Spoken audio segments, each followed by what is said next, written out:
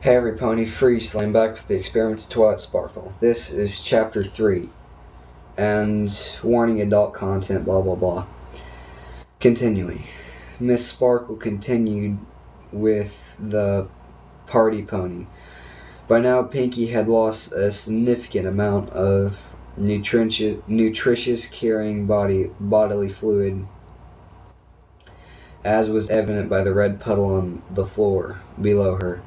Twilight used her hoof to lift one of the flaps of Pinky's flesh and meat made by the huge Y-shaped wound on her underside. She stretched, compressed, and wiggled the mass of meat and skin as if she were studying it. Pinky let out a whine of great discomfort with each burning stretch and twist. Fluttershy shouted, "Leave Pinky alone! You're hurting her badly. Just listen to her cries of pain. Doesn't that say anything to you?" "Oh, she's just being Pinky, Twilight." That was Twilight's response. Fluttershy continued, "Why did you cut Pinky's belly open? She's your friend." "I told you this is for science," Twilight answered. "She is my friend. That is why we will learn together." I opened Pinky because if I'm going to remove her brain to study it, I might as well remove the rest of her organs first. The 5 ponies were utterly shocked at what they just heard. Twilight then wore a gleeful face. "Once we're done learning about Pinky, then we shall move on to AJ, Dash, Shy, and then Rarity. When we are finished, more will be known about the magic of friendship than ever before." All of them were breathing heavily and fast. Their hearts were pounding. Panic was in the air. "I'll be back in a sec," said Twilight. They all shouted and yelled pleas for mercy as Twilight left the room. Upon returning, she dragged a huge multi-layered cart with an array of glass containers filled with a clear liquid.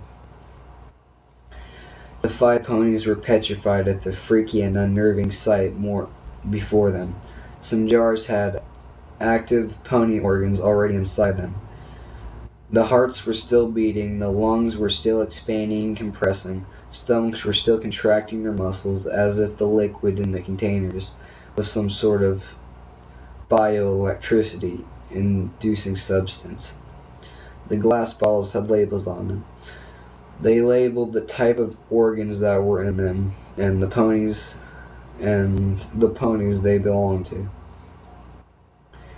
The horrified mares read the labels, some empty ones but still with liquid, read Pinkie Pie, and some containing organs read Blue October, Pokey Pierce, and Apple Bloom.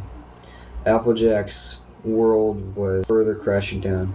"You killed her. You killed my kid sister. She was just a little helpless filly."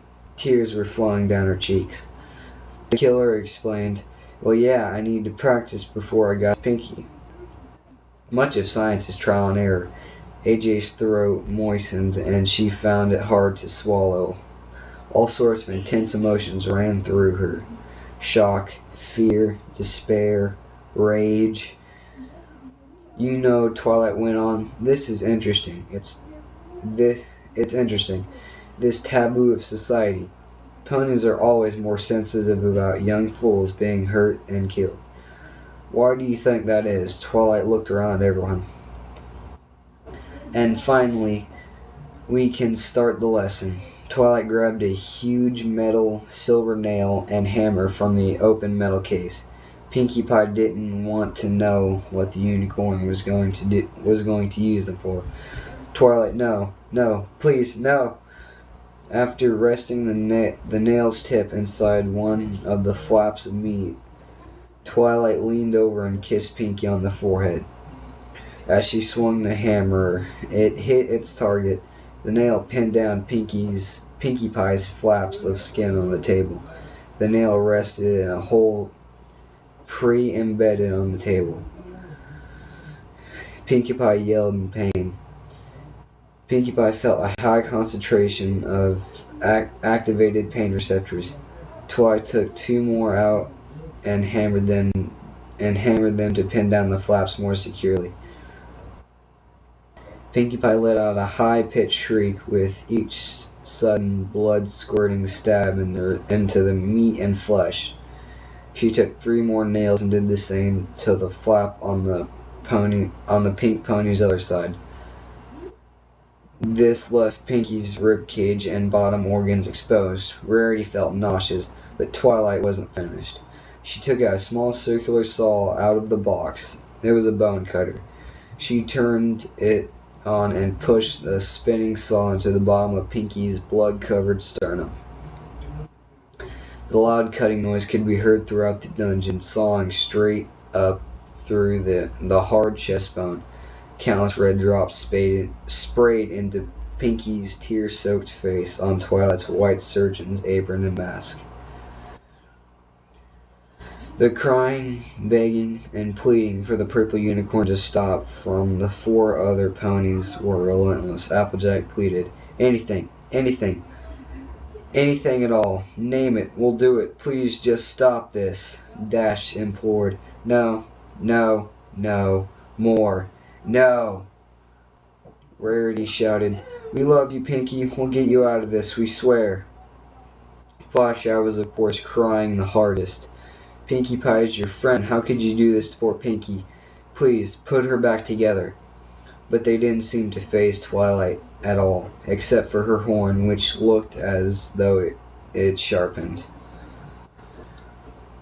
With Pinkie's sternum split, the dungeon unicorn inserted a rib spreader into the crevice and turned the lever enough to push two half sternums apart, leaving Pinkie's beating heart and expanding and compressing lungs in plain sight.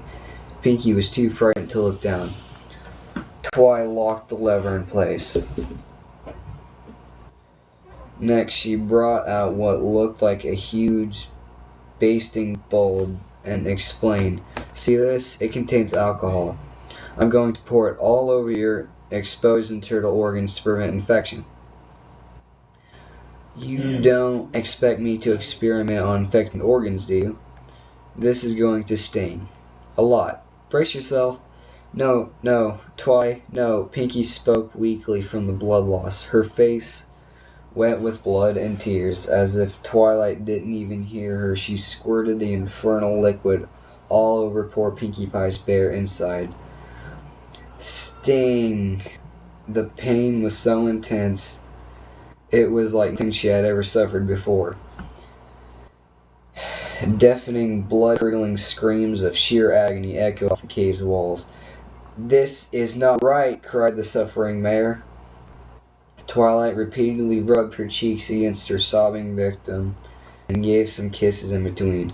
"Shh, shh, shh. It's okay. It's going to be all right." The 4 other pony captives were in such trauma they couldn't stand seeing their best friends in pain. Pinkie looked so weak and helpless. It was too much for them to handle. Fluttershy threw up and blacked out. Twilight removed her mask. Now this is when we learn more about Pinkie's mentality. She floated in and linked a feather and scroll to herself. Twilight put her face right up into Pinkie. "Hey, Pinkie Pie." Pinkie Pie weakly glanced at her. Miss Sparkle's eyes went wide as she spoke with a big happy smile. "Guess what? I killed Apple Bloom. I'm going to kill you too. And it makes me happy. Your cutie mark does not lie. Your parties do give ponies smiles. And what a party this is. Tell me, how does all this make you feel emotionally? Does this change your view on the world we live in?" Unicorn waited for a response from the miserable pink pony. After a few moments of pitiful crying, started to sing. Giggle, giggle at the ghosty, goff at the grossly, crack up at the creepy, hoop it up with the weepy, chortle at the kooky snortle, and the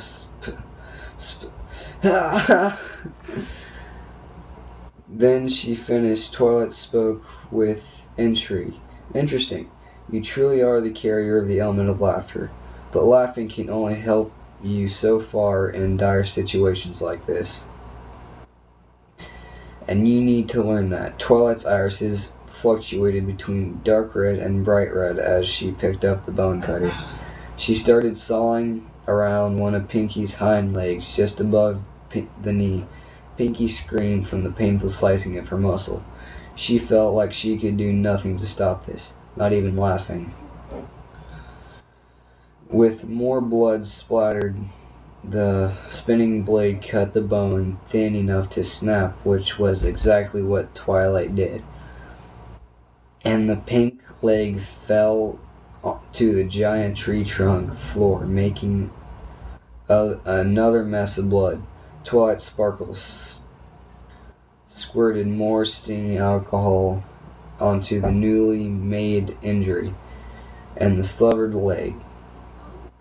Putting the red dripping limb into a tray on the cart, she asked, "Do you still think giggling at the ghosties will save you now, Pink?"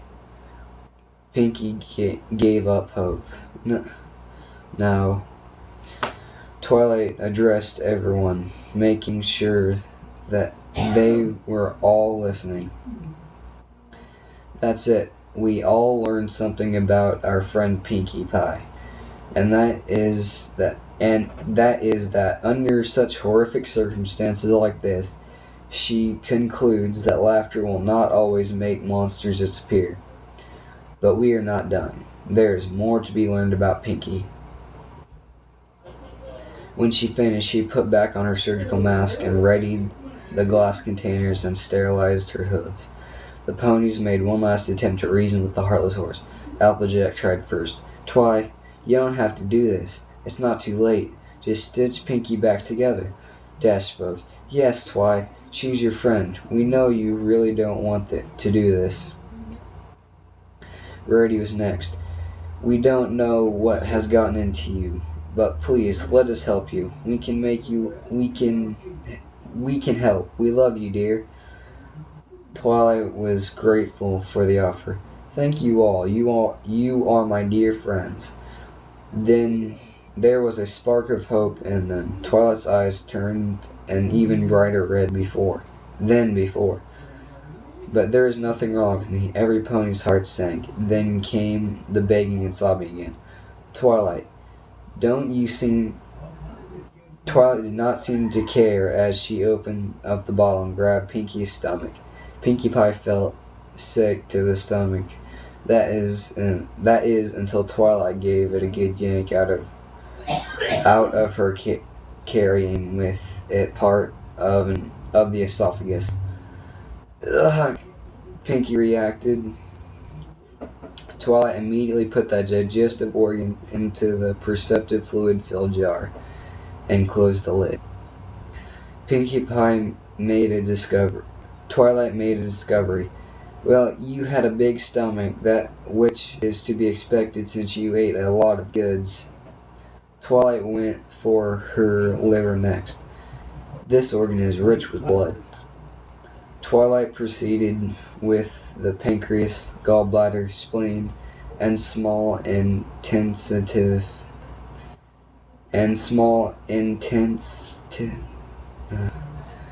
giving brief facts about them as she did. The mares could not believe nor understand what they were witnessing. Twilight Sparkle, their close and dear friend, was seemingly out of nowhere, removing the internal organs of an innocent fellow pony. Rarity's nausea was worsening till it was too much. Her stomach erupted as she vomited several times in a row, making a big, strong, odored mess of bile all over her body and the floor. At this point, they felt that all hope was lost for their pink friend. They felt so sad. They loved Pinkie so much. Oh, that's the stopping point. Okay, see you guys.